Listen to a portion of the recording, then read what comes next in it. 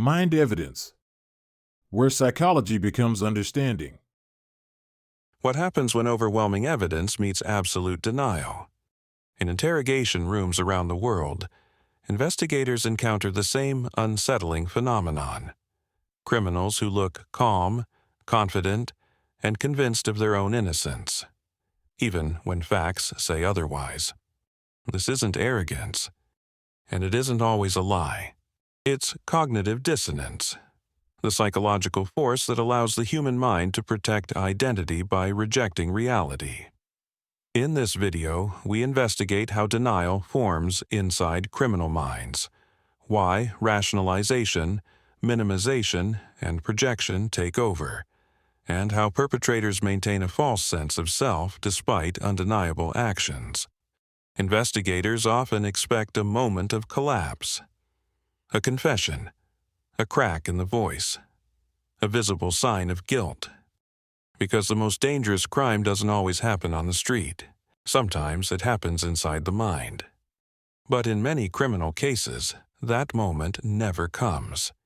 Instead, suspects sit calmly in interrogation rooms, surrounded by evidence that should be overwhelming, and yet they deny everything.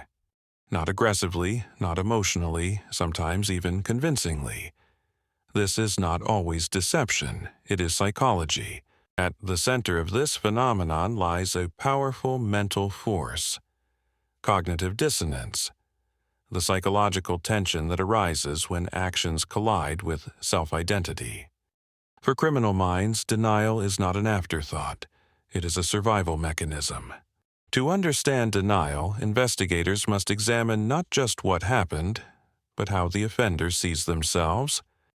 Most criminals do not wake up believing they are evil. They see themselves as normal people, misunderstood individuals, victims of circumstances, people who made mistakes, not choices. This self-image becomes the first barrier to truth. When evidence threatens that identity, the mind responds not with acceptance, but with defense. The real crime scene is internal. Cognitive dissonance occurs when two conflicting realities exist at the same time. I am not a bad person. I committed a harmful act.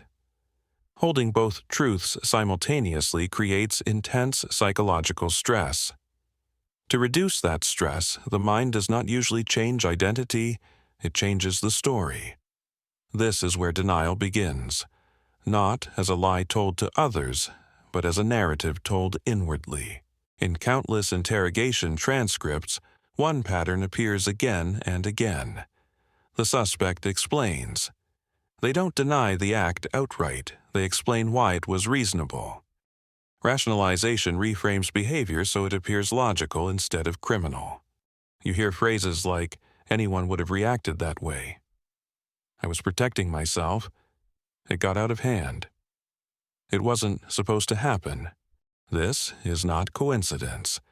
Rationalization allows offenders to preserve their identity while acknowledging fragments of reality. The act becomes an outcome, not a decision. When rationalization fails under pressure, minimization takes over. Here, the crime is acknowledged, but stripped of its seriousness. Investigators often hear, I barely touched them. They're exaggerating. It wasn't violent. Nothing really happened. Minimization shrinks the moral weight of the act. If the harm is small, then guilt can remain manageable. This tactic is especially common in violent offenders who cannot psychologically tolerate the magnitude of what they've done. Projection is where denial becomes dangerous. Responsibility is transferred outward, onto victims, systems, or society itself. Common projections include, they provoked me. The system failed me. I was pushed into it. Anyone in my position would have snapped. Projection turns perpetrators into responders. In their version of events, the crime was inevitable. The choice disappears. Investigators frequently assume that more evidence equals more truth. Psychology suggests otherwise. When evidence threatens identity, the mind activates defense, not logic. This is why suspects may deny clear video footage, reinterpret forensic proof, accuse investigators of manipulation, invent alternative narratives. Denial intensifies because the stakes are no longer legal, they are existential. Accepting guilt would destroy the self-image holding everything together. Over time, denial solidifies into something more stable, a false self. This false self feels authentic, is emotionally safer, rejects responsibility, resists integration. The offender may genuinely believe that person in the evidence is not me. This is not always manipulation. It is dissociation shaped by survival. Experienced investigators know this pattern well. The suspect appears calm, cooperative, polite. They do not see themselves as lying. They see themselves as correcting a misunderstanding. This is why traditional confrontation often fails. You cannot argue someone out of a story that protects their identity. Denial does more than obstruct justice. It blocks psychological change. Without acknowledgement, remorse cannot form. Empathy cannot develop. Responsibility cannot be integrated. This is why repeat offenses are common. Behavior cannot change if identity remains untouched. Denial freezes development. In rare cases, denial collapses, not because of evidence, but because the individual becomes emotionally capable of holding two truths at once. I did this, and I am responsible. This moment is psychologically devastating and transformative. It often requires therapeutic intervention, emotional safety, time, identity restructuring. Without these, denial persists. Understanding cognitive dissonance in criminal minds changes how we interpret denial.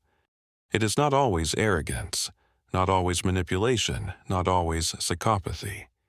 Often it is fear of identity collapse, fear of shame, fear of becoming someone they cannot live with. Criminal denial teaches us something unsettling about the human mind. Truth is not always the strongest force. Identity is. When reality threatens who we believe we are, the mind will bend facts, distort memory, and rewrite meaning to survive. Cognitive dissonance is not a glitch, it is a defense. And until that defense is understood, denial will continue to look like deception, when it is often something far more human and far more dangerous. Before this video ends, consider this. Denial in criminal minds is not just about avoiding punishment. It is about preserving identity at all costs. Understanding cognitive dissonance does not excuse harmful behavior, but it reveals why truth is often the last thing to surface. When the mind is forced to choose between reality and self-preservation, it will almost always choose survival. The most dangerous lies are not the ones told to investigators or courts. They are the ones told internally, the stories that protect a false self and silence accountability. If you want to truly understand criminal behavior, you must look beyond the crime itself and into the psychological defenses that make denial possible. Because the real question is not, why did they lie? It is, what truth were they trying to escape? If you want to continue exploring the psychology behind criminal behavior, hidden mental mechanisms, and the science that explains why people act the way they do, subscribe to this channel. Here, we don't chase sensationalism. We investigate the mind.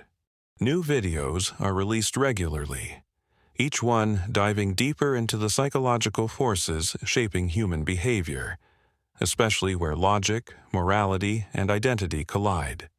Subscribe and stay curious. Mind evidence, where psychology becomes understanding.